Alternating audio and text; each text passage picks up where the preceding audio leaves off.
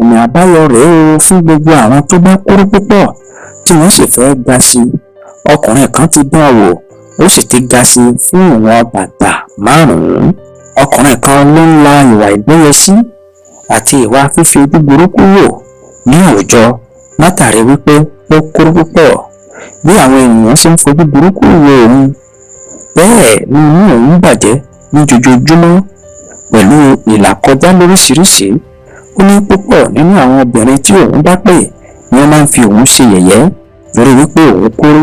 Ó ní nítorí eléyìí òun ò rí ìyàwó fẹ́ tí òun fi pé ọmọ ọdún 41 41 years. Gbogbo àwọn obìnrin àti àwọn ọlọ́mọge tí mo bá pè ni wọ́n máa ń fi mí ṣe yẹ̀yẹ́ wípé ta ni ó fẹ́ ọ̀dà tó kúrú. Ọkùnrin náà sọ ìrírí rẹ̀ lẹ́lẹ́kún. Ó ní òun lọ sílé aláwo pé bóyá aláwo lè rí oògùn kan fún òun tí òun ó fi ga sí, ṣùgbọ́n gbogbo ìgbìyànjú òun ló já sí pàbó. Lẹ́yìn gbogbo ìgbìyànjú tó gbìyànjú ni Moses Ganson, ẹni ọdún 41, ó pinnu láti lọ ṣe iṣẹ́ abẹ nítorí ohun kan ṣoṣo tó kù fún un láti ṣe. Iṣẹ́ abẹ ọ̀hún ló dálé lórí kí wọ́n fa egungun rẹ̀. Wọ́n sì fa egungun rẹ̀, ó sì padà yọrí sí rere. Wọ́n fi gíga kún gíga rẹ̀ ní ìwọ̀n bàtà 3 ní ọdún 2016. Lẹ́yìn ọdún 7 ó tún padà lọ ṣe iṣẹ́ abẹ ọ̀hún.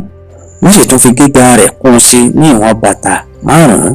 Moses ó ti ga púpọ̀ báyìí, ó sì ti ní ìgbàgbọ́ pẹ̀lú ìdánilójú wípé òun yóò rí ìyàwó tó wù òun fẹ́. Moses ṣàlàyé pé ọ̀pọ̀ ìgbà ni àwọn ènìyàn ń fi òun ṣe yẹ̀yẹ́, ṣùgbọ́n báyìí òun ti lè bá ẹgbẹ́ pé láwùjọ tí òun ó sì náwó sí ọmọge tàbí ìyàwó tó bá wù òun láàrin àwùjọ láti fẹ́, tí yẹ̀yẹ́ òun àti fífi òun ṣe ẹlẹ́yà yóò sì dópin nípa pé òun ò ga. Moses ṣàlàyé pé látìgbà tí òun ti wà ní ilé ẹ̀kọ́ ni àwọn ọ̀rẹ́ òun lọ́kùnrin àti lóbìnrin ni wọ́n ti máa ń fi òun ṣe ẹlẹ́yà tí wọ́n sì máa ń fi òun ṣe yẹ̀yẹ́ lọ́pọ̀lọpọ̀ ìgbà.